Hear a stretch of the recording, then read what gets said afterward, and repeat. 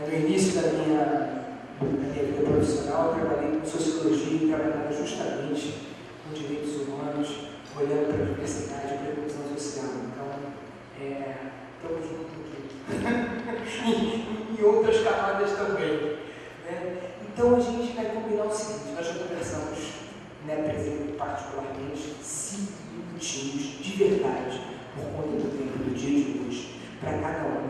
E a pergunta que não quer calar é como o Enneagrama pode contribuir para a inclusão social na temática com a qual você está trazendo aqui agora. Vamos lá, eu vou trazer um pouco do que eu falei ontem, que eu estava falando, mas para mim, o grande caminho é a naturalização da diversidade, como eu falei na minha palestra. Uma vez que a gente pensa isso, que é naturalizar o diverso, muito mais que incluir, né? Está ali incluir, porque está incluído já. É só naturalizar que isso já faz parte. Então acho que esse é o primeiro ponto. Só que, como tem um histórico de não inclusão, a gente precisa criar caminhos para poder fazer essa naturalização da diversidade. E eu vejo que um dos caminhos é você falar sobre isso. Outro caminho é você mostrar a diversidade. Outro caminho é a gente desconstruir todas as estruturas pessoais, sociais, políticas que atrapalham a gente perceber essa diversidade e lidar com ela do jeito que ela é, que somos todos um. Então, a gente precisa falar sobre isso. Então, quando você cria um painel no congresso e falar sobre isso, o Enneagrama está colaborando com isso. Quando você faz, que isso é um cuidado que eu tenho, quando eu escrevi meu livro Educando Crianças no Enneagrama e o outro livro agora, o 10º da coleção, os revisores de português, através da editora, foi falar comigo: André, por que você coloca no mesmo parágrafo, você escreve as alunas, em seguida você bota os alunos? Por que você bota as com os com parênteses? Tudo. Porque você escreve no mais do que todo mundo escreve. Por que eu escrevo isso? Porque está já naturalizado. Quando você quer falar pais e filhos, você pensa que é pai e mãe. Se você falar mãe e filho, ninguém pensa que o pai está incluído. Aí você pensa: não, porque a mãe é mais importante. Não, é que a mãe foi incluída junto com o pai. Então você sempre usa palavras masculinas para se referir aos dois gêneros. Então, nos meus escritos, eu não faço isso. Eu sempre alterno, falo as alunas e outros alunos, sempre boto entre parênteses o pronome do artigo do outro gênero. Então, isso é uma forma. E se eu corrigir o português, me questionaram. A editora disse: não, isso é para não ter, está errado, eu fiz de propósito. Eu não escrevi mal em português. Eu estou mudando o jeito de escrever o português mesmo, né, e botando de outro jeito para a gente entender que não pode ser as. Os para representar tudo. Nem as para representar tudo. Então vai ter um pouco mais de trabalho? Sim, vai. Mas a gente precisa, enquanto naturalizar um pronome que se refira para todo mundo, que no fundo não pegou esses pronomes de verdade, né? A gente tem que fazer algo que inclua. Então isso é uma forma de fazer. Por exemplo, quando eu criei a capa do meu livro Todo Mundo no Enneagrama, o designer foi lá e botou a capa lá. Eu disse: não, essa mão não pode ser dessa cor. Ela é uma mão bem branca, não pode ser branca. Tem que ser uma mão que represente muito mais uma pessoa preta e pele clara. Vai mostrar uma mistura muito mais do que a gente é como brasileiro do que simplesmente uma mão branca. Então, quando eu boto uma foto na minha apresentação dos slides, eu procuro fotos diversificadas. Quando eu coloco na coleção personagens diversos, eu estou naturalizando. Eu lembro de um livro, né, que a minha esposa leu, e que ela foi lendo, muito bom. E no final revela que a personagem principal é uma mulher de pele preta. E isso foi escrito para provocar, porque depois é questionado: como essa pessoa quer ser personagem? A maior parte das pessoas, inclusive as pessoas de pele preta, pensavam que era uma personagem branca. Por que isso? Porque a gente não está acostumado a ver romances com protagonistas de pele pretas, com protagonistas que são homossexuais, que são transgênero. Né? E se a gente não está acostumado, quando a gente vê como uma coisa estranha, não mais na maioria como alguma coisa que é para rejeitar, mas algo estranho que tem que ser incluído. Mas se eu vejo isso como parte da realidade, eu não vou estranhar. Então, meus filhos mais novos, de 11 e 12, quando há 3 anos atrás, o meu mais velho começou a fazer a transição de gênero dele, ele é um garoto trans, né?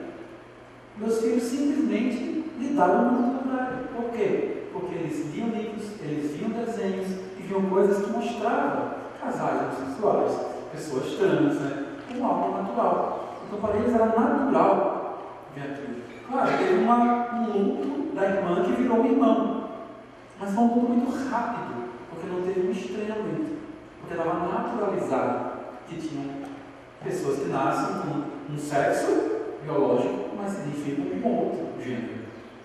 Então, quanto mais a gente mostrar, falar, mais a gente vai conseguir fazer isso. E eu falei, tem que transformar.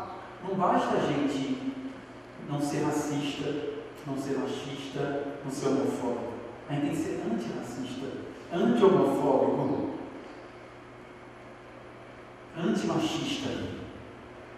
A gente não pode permitir que isso aconteça. Minha esposa falou uma vez aconteceu comigo, eu repito isso, essa vez que ela falou. Ela disse, eu não concordo com essa ideia que briga de marido e mulher se de mulher. E com isso a gente ampliou a conversa. A gente não pode não meter a colher quando a gente vê violências. Violências de gênero, violências raciais, violências étnicas, violências religiosas, violências com a comunidade LGBT. Eu tive a bênção de estar numa escola onde meu filho pôde fazer a transição de gênero e nunca ter passado por nenhum tipo de preconceito. Como eu falei, nós estamos trabalhando com projetos, e o primeiro projeto que meu filho fez foi sobre o quê? Sobre a comunidade trans. Antes de ele descobrir que ele pesquisou. Então, professores levando pessoas trans a serem entrevistadas pelos alunos, conversarem, tendo dúvidas, mostrando todo o tema, sabe? E isso provoca você fazer inclusão. Então, se as escolas fizerem isso, mostrarem, falarem, combaterem o racismo, o machismo, tudo isso, vai ser muito mais fácil de construir uma sociedade mais para frente, onde seja natural ser diferente. Então é isso. Obrigado pela escuta. Bom dia, vou ser mais breve, temos aí tempos. Deixa eu virar aqui só para eu conseguir enxergar. Vou só colocar a sua perna assim, para eu conseguir. O que eu vou falar é sobre conscientização étnico-racial e do ponto de vista de como o Enneagrama pode contribuir mais para essa conscientização, porque ainda é pouco, a gente ainda tem dificuldades. O André trouxe várias coisas interessantes, eu vou pegar alguns elementos da fala dele para compor a minha. Representatividade é importante. Ser visto.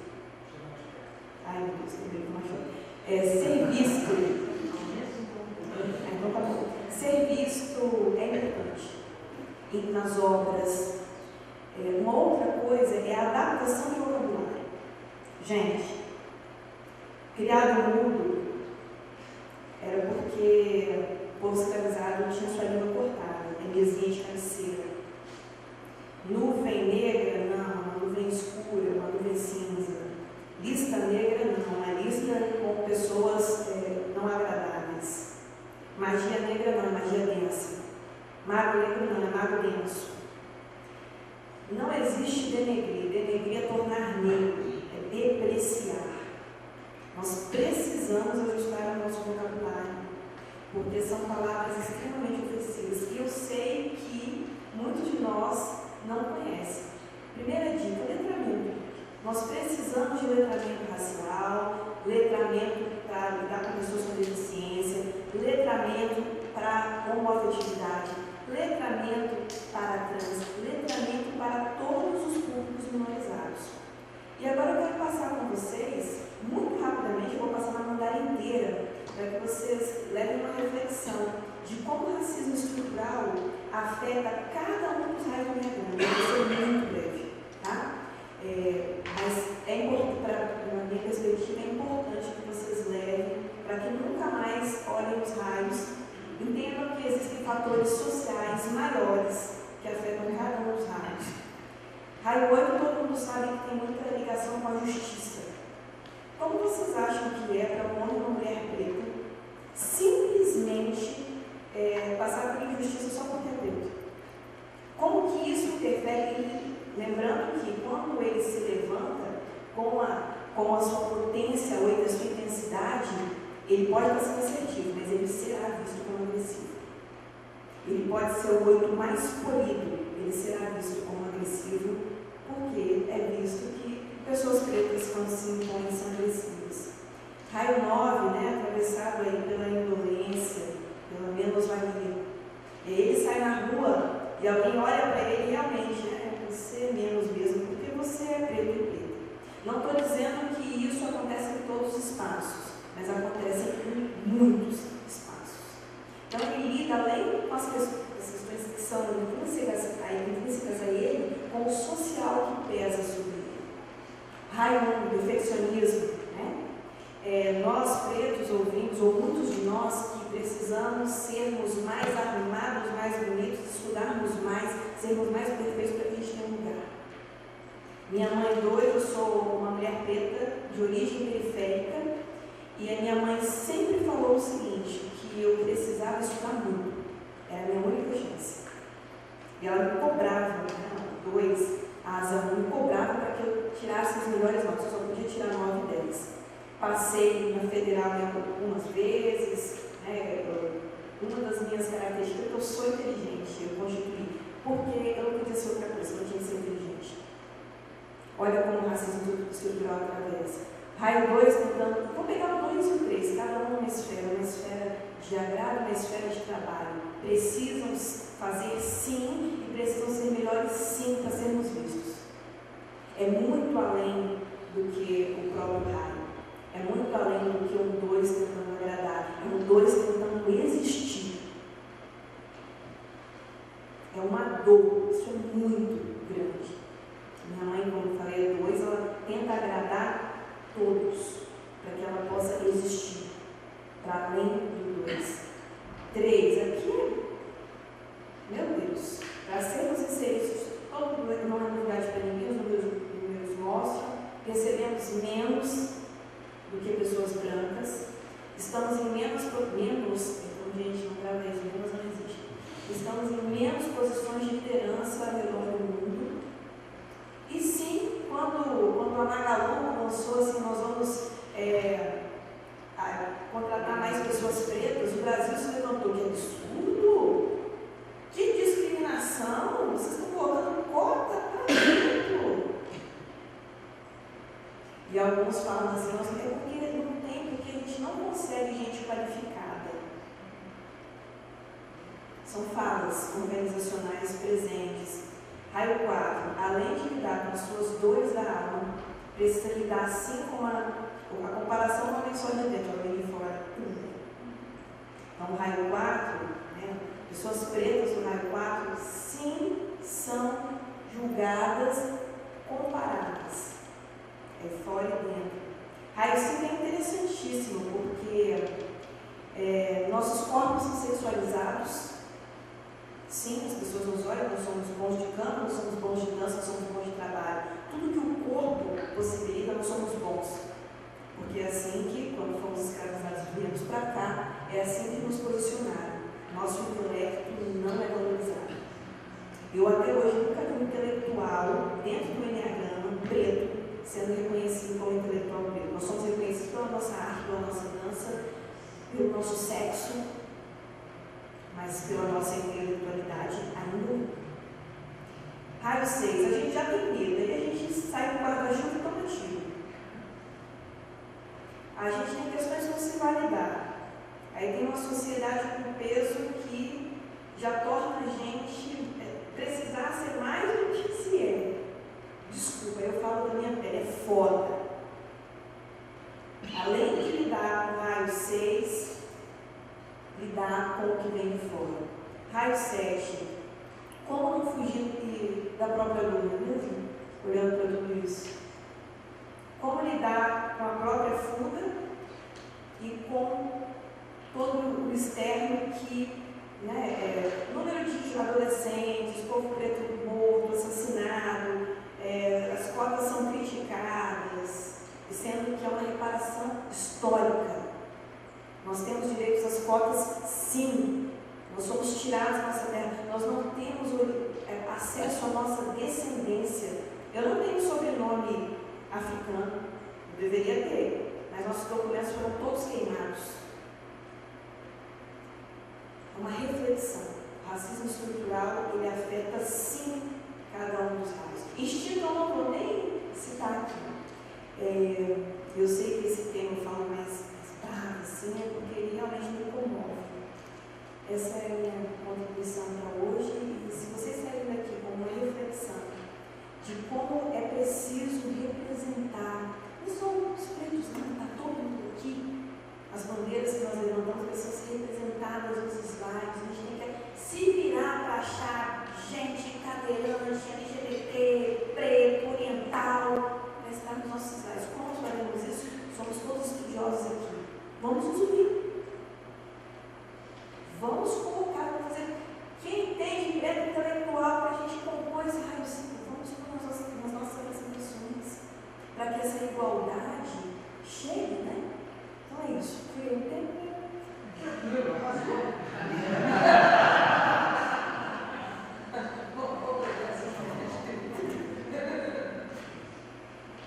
Peço licença às mais de 300 etnias dos povos originários num lugar que não é meu lugar de fala, mas sim ocupando o lugar de pesquisadora. Então chamo esses povos a estarem aqui para que eu seja simplesmente um instrumento de fala sobre a minha perspectiva de vida. E não só esse povo que vem de forma espiritual, e não só esse povo que vem de uma biblioteca de dados que eu pude acessar, acadêmica, mas esse povo que me permitiu tocar o meu pé no chão da aldeia. O Canate Patachu, Dona Lissa Patachu, Saniue Brás Patachu, Uelmerê Brás Patachu, Siue Brás Patachu, e todos da aldeia Moan e Mati.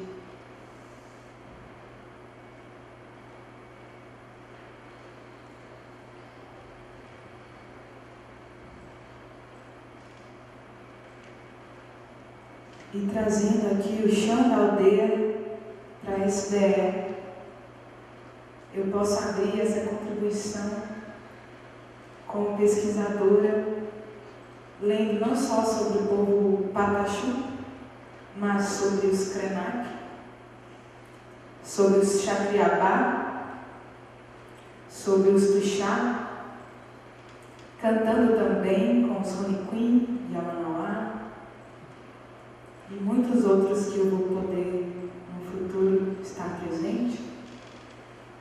Eu trago as palavras do próprio Felipe Tuxá sobre a minha perspectiva e análise, quando ele fala sobre a cosmovisão indígena como antropólogo, que é dizer, se você não entende que a nossa cosmovisão não é nada parecido com a de vocês, esse trabalho não pode começar. Então eu convido vocês a abandonarem a perspectiva colonial, capitalista, eurocêntrica, branca, masculina, hétero, que habita dentro da gente. Abandonar somente a essa perspectiva para que a gente possa descolonizar os nossos olhos, as nossas emoções, os nossos pensamentos. E só assim, no zero, a partir deste instrumento que é o Enneagrama, entendendo como espírito, eu atingo esse centro espiritual.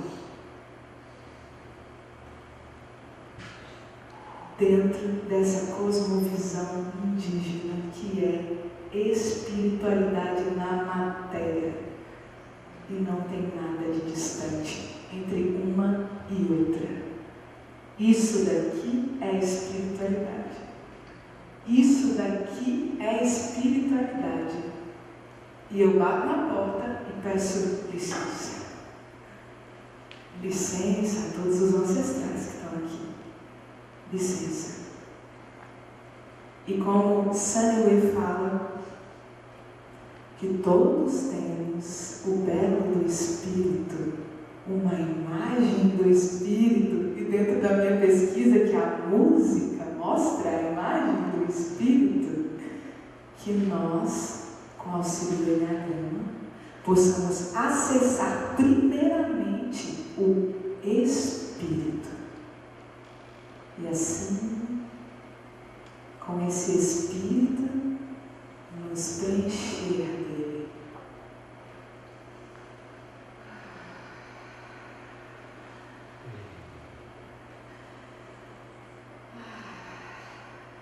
E da diversidade desse Espírito.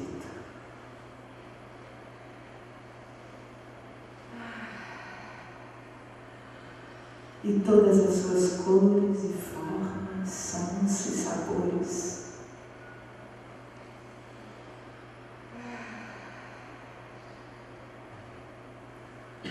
E a partir de então, eu posso começar a dar uma mandala. Só depois de saber quem eu sou como espírito. Aí eu consigo enxergar quem é Dona Lissa, quem é Camacho, quem é Senelê, quem é Silê, quem é o Edmerê, quem é Ayrton Krenak, Sérgio Chacriabá, Felipe Tuchá, dentre outros, e aprender com este espírito ancestral. Muito obrigada.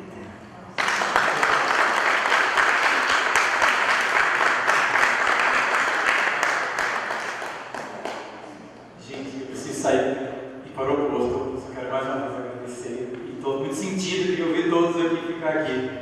Mas depois eu peço que me mande o vídeo que eu quero ver o resto, tá? Foi um grande prazer e até outro momento.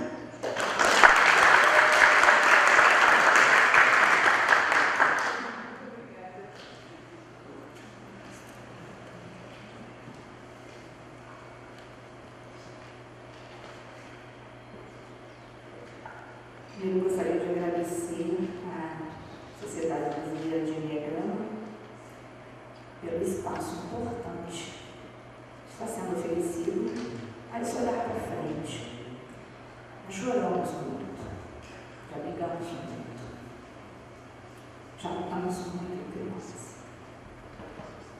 Agora é um olhar de esperança que essa sala representa. Cada um de nós aqui tem a oportunidade de multiplicadores de fazer diferente. Uma responsabilidade, mas um convite amoroso, primeiro para uma transformação individual, cujo convite recebemos há muito tempo atrás. E que corajosamente a gente avança. Então, obrigada por esse espaço, por essa oportunidade. Segundo momento, reconhecer como ainda o modelo de sociedade que nós temos ainda atrapalha muito os nossos filtros em relação ao que percebemos. É sempre uma leitura a partir das nossas construções anteriores, do que a gente vivenciou.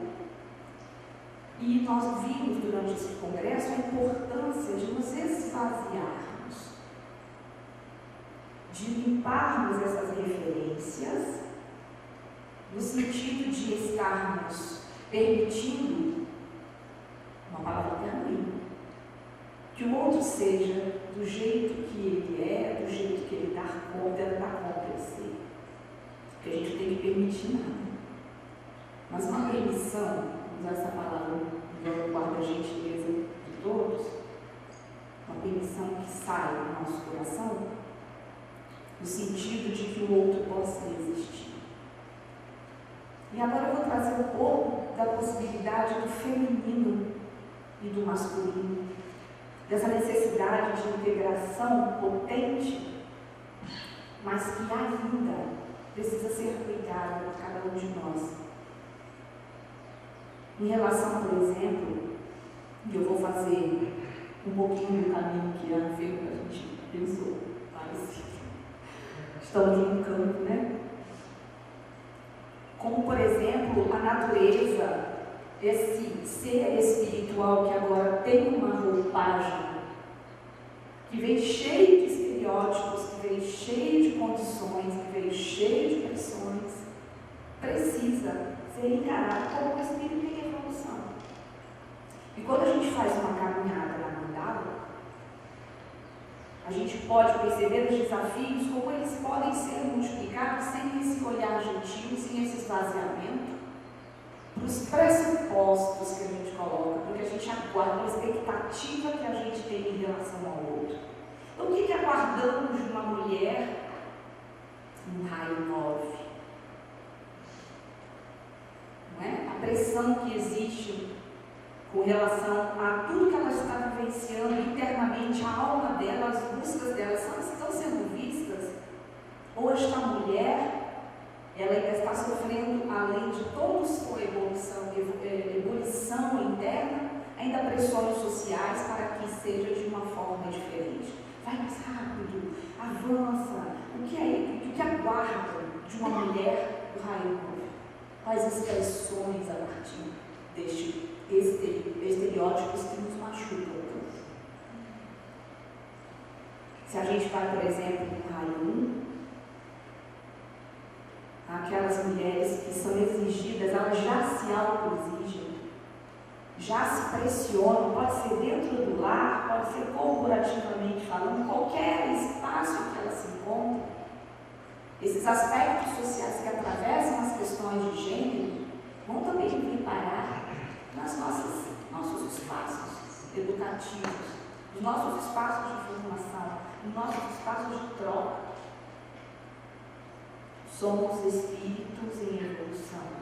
Estamos numa roupagem, ganhamos um corpo, precisa ser honrado, mas ainda assim, cuidar das lentes que estamos usando, dos nossos conteúdos internos, os aspectos, por exemplo, que atravessam as mulheres do raio 2, que estão identificadas com a energia inicialmente, que a gente já viu ao longo desse nosso encontro, dos nossos estudos de tantos anos, que isso é apenas um ponto de partida. Mas o que é aguardar? Como é que elas são classificadas na sua intensidade, na sua amorosidade?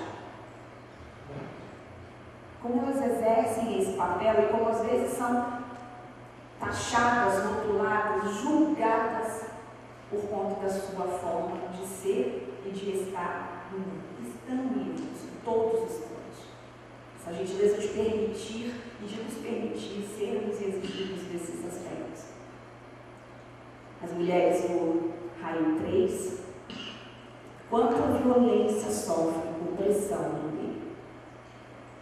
Investir em adulteração do próprio corpo, em produtos que nos machucam, matam, adulterados quimicamente, cancerígenos, que vão contra a própria natureza, por precisar, por um ponto de partida que o mapa nos mostra, onde a gente começa a nossa caminhada, e precisar obedecer a um formato, porque ainda não conhecem essa independência do espírito, essa autonomia que nós precisamos buscar, dessa aceitação, dessa permissão interna. E a gente vê a profundidade, a intensidade das mulheres do raio 4, das suas entregas, nas relações, às vezes não serem compreendidas,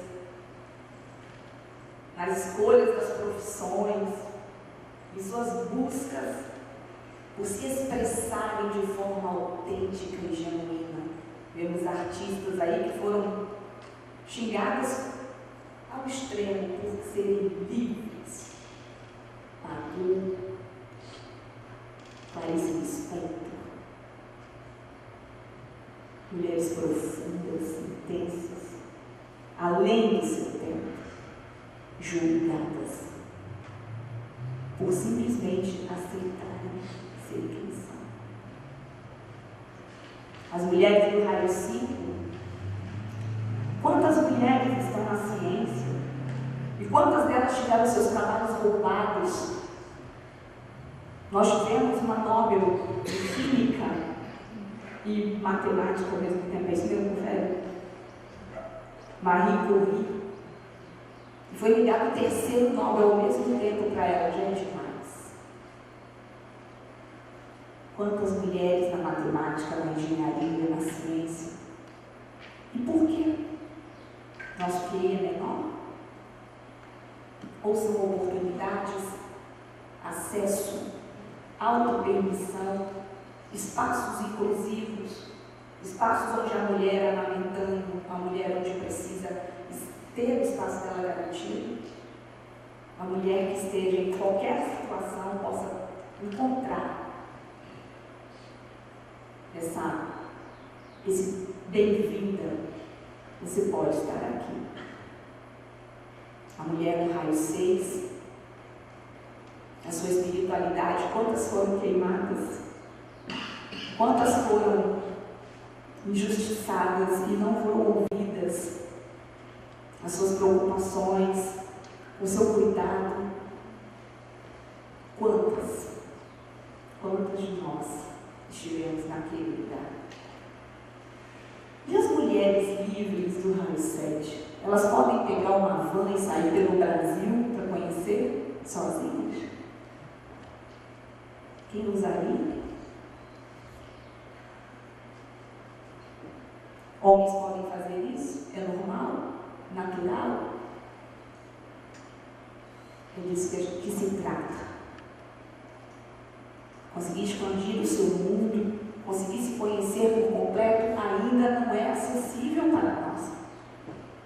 Queridos colegas, professores de Enneagrama, multiplicadores, precisamos olhar para essas questões e reconhecer que os nossos espaços precisam ser mais acolhedores para todos, para todas as pessoas. E aí isso implica sair de nós. A gente tem que tomar conta disso aqui sim, mas também sair de nós. E a mulher do tipo 8, quão incompreendida ela é? Ser assertiva, falar o que deseja. Você quer se comparar com o homem? Você quer ser igual ao homem? Eu sou só uma mulher 8.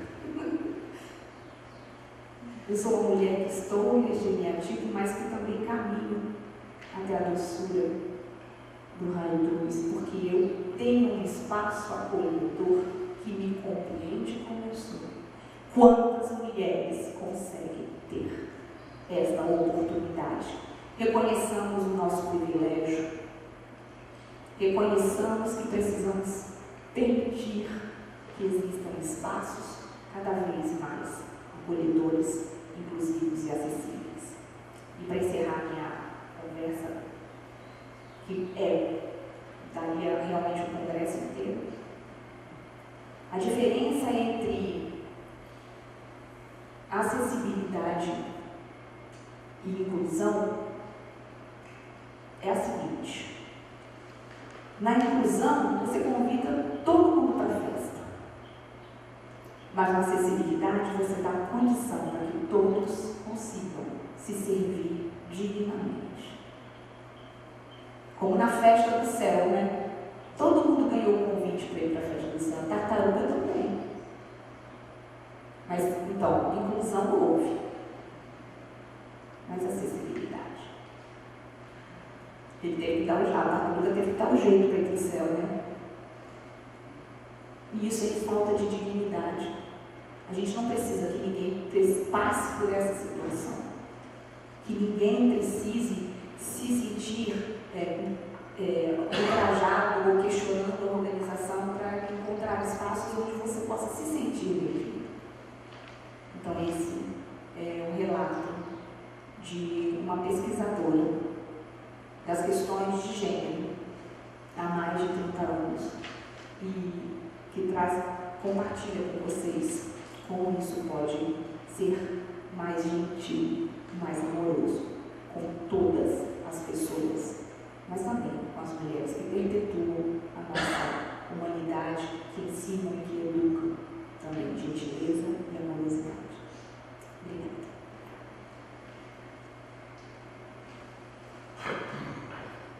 Bom dia a todos. Voltando à pergunta, né, depois dessas introduções maravilhosas aqui, tanto me tocam, né, tanto me comovem,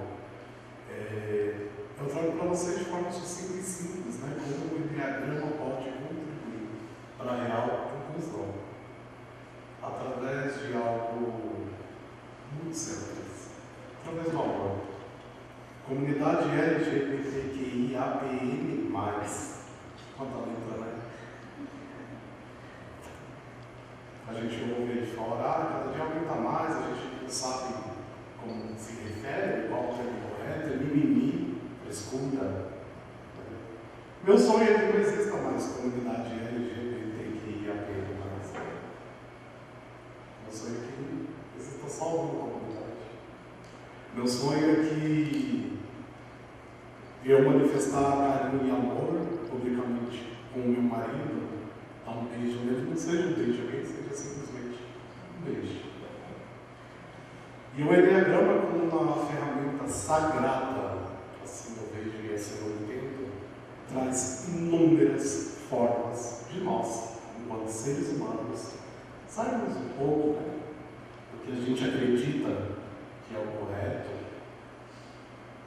traz oportunidades para a gente se libertar da herança cultural que a gente tem aqui na nossa terra, patriarcado, e pode trazer para a gente uma nova visão. Eu vou me aprofundar um pouquinho mais sobre esse tema após o painel, na minha palestra, mas eu vejo o Enneagrama como uma oportunidade de compaixão e oportunidade de realmente reconhecer o outro como parte de mim. Aí sim, as letras, as siglas, elas começam a cair por terra. Infelizmente, por enquanto, elas ainda são muito necessárias. Como representante aqui, com muita responsabilidade de uma comunidade, né, marginalizada, a gente só reivindica o direito. Na verdade, são dois direitos, né? O direito de existir e o direito de amar. Nada mais do que isso. Acho que é fiado, nada é goela abaixo de ninguém. Só crescer e amar, ser livre. Essa é a minha contribuição. Gratidão.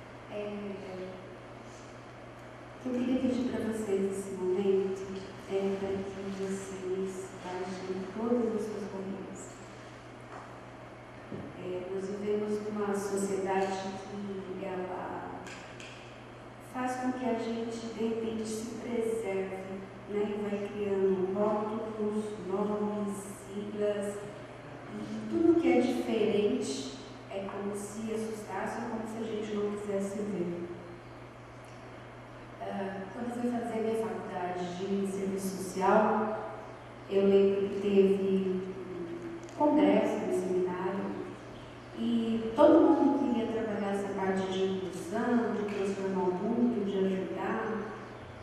E nesse local, que era uma faculdade muito grande, eles colocaram um morador de rua, um deficiente, uma prostituta, em vários locais, até chegar na faculdade. E em determinado ponto, eles ficaram a semana toda. E quando foi o fechamento, chamaram essas pessoas que eles estavam representando para saber quantos tinham passado e conversado com eles. Então, falar de inclusão é fácil falar. A Às vezes ocorre muito mais uma inserção do que uma inclusão. E as pessoas que querem ser incluídas, não sei se o termo seria ser incluído, porque a gente já faz parte, é aquilo que já falou, já faz parte, né? E a pessoa com deficiência, ela tem muitos rótulos, né? Já foi portadora com deficiência, então não é portadora, gente, não importa nada, né? Eu porto o celular, então não dá para mim deixar minha deficiência aqui, ou pessoa com necessidades especiais. Todos nós temos as nossas necessidades. Eu gosto muito de um termo que uma das ferramentas que eu trabalho que usa, que é os X-Men. Né? Porque eu vou olhar a habilidade, eu vou olhar a potencialidade e vou trazer isso para fazer parte.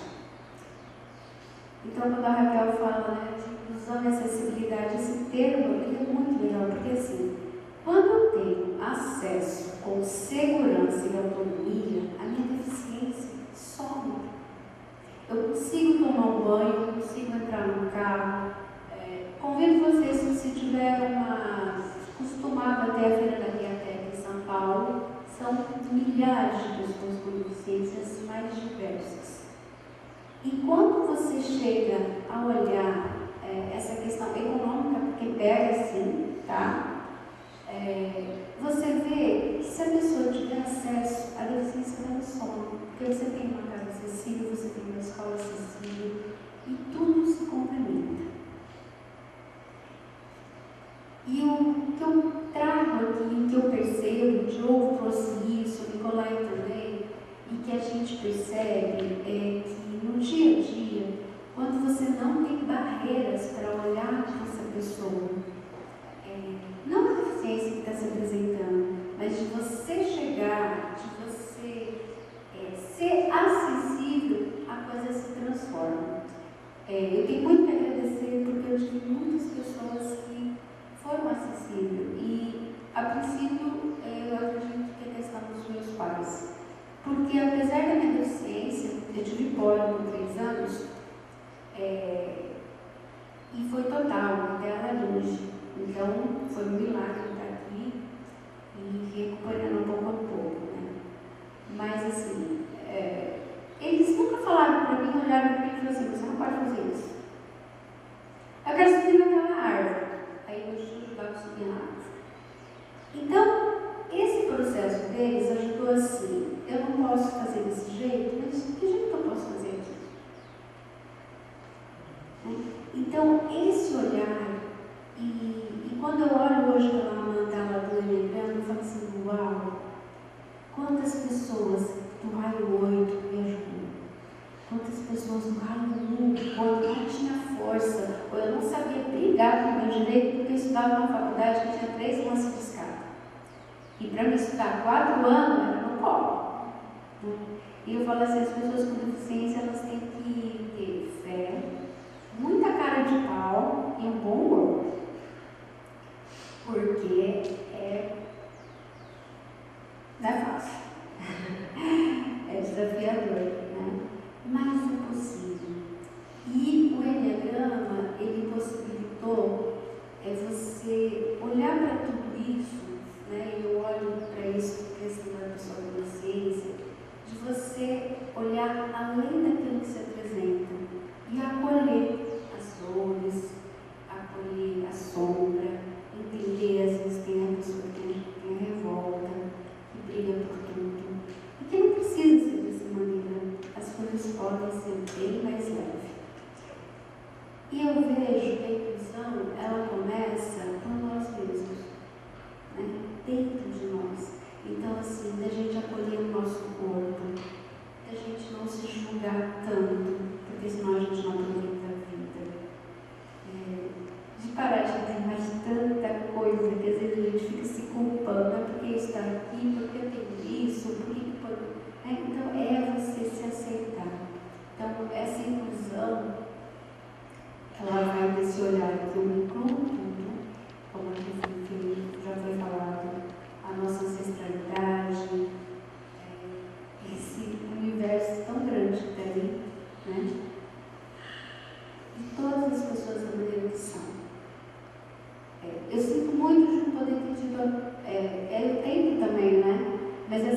assim, eu sei que cada um aqui tem uma história, e a gente não está aqui por um acaso, a gente não se reuniu aqui por um acaso. Ninguém passa ou chega na nossa vida por acaso. Não. Somos almas antigas que estão se encontrando, como diz a música. Então, eu agradeço imensamente. O que eu queria deixar para vocês é essa questão que a inclusão é uma escolha diária, né? Eu me incluir e incluir o outro. O outro faz parte.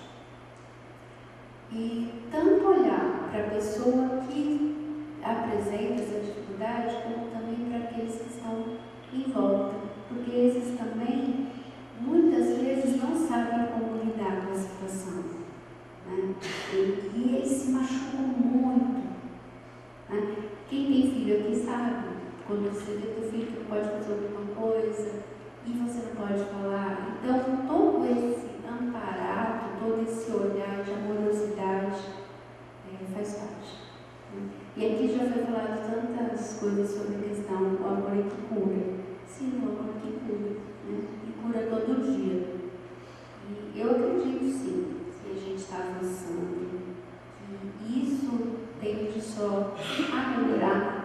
Haverá um dia cinza, haverá um dia cinza. A gente vai chorar, como diz o jogo, chora. Chora, mas levanta e segue, né? Então, eu acredito nessa inclusão sim. Eu agradeço a cada um e eu espero que vocês, nesse momento, possam estar levando essa questão, porque essa mobilidade reduzida da pessoa com deficiência, ela vai chegar para todos nós, né? Quem já teve filho, quem já viu o pai e a mãe passando pela cadeira de roda, ou perdendo a mobilidade, quebrou alguma coisa, e a gente sabe que, embora o nosso corpo ele vai perdendo a força aí, não sendo tão gracioso, né, como a gente gostaria, mas a alma é muito forte, né? E a alma tem essa vitalidade. Então, assim, não dê condição para que essa pessoa participe do jeito que ela puder, né? E a pessoa com deficiência tem muitas piadas também, né, que eu já falei. E uma delas, que a gente tem que aprender tantas coisas na vida, né? A gente sempre aprende, mas as pessoas com deficiência, sempre quando alguém fala assim, agora todos os dias aprendem a sua mão, a gente fala, agora vai acontecer um milagre.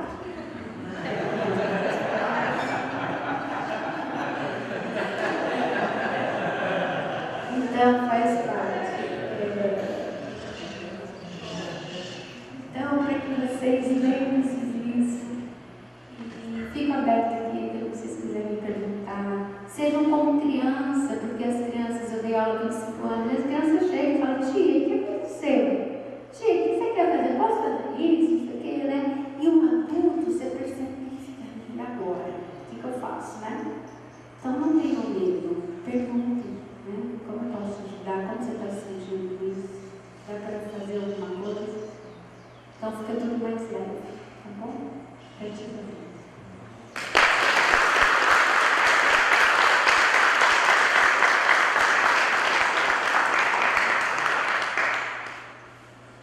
Uau! Retomando a respiração aqui. Sensacional. Contribuições que imagino que tenham atravessado a todos e todas que estão aqui nessa sala. Que possamos levar as reflexões, os atravessamentos emocionais e a ação para o corpo, né? Botar em prática. Então, tendo adiantado a hora, nós vamos nesse momento precisar fechar o painel. Mas eu já me antecipo aqui, dizendo que eu tenho certeza, olha que absurdo, me antecipo dizendo que eu tenho certeza, é muito 8 isso, né? Vamos perguntar, quem está, vocês têm disponibilidade para em outro momento, após a palestra do Cauã, continuarem essa conversa? Faço um convite aqui a todo esse grupo para ministrarem aulas de 1 hora na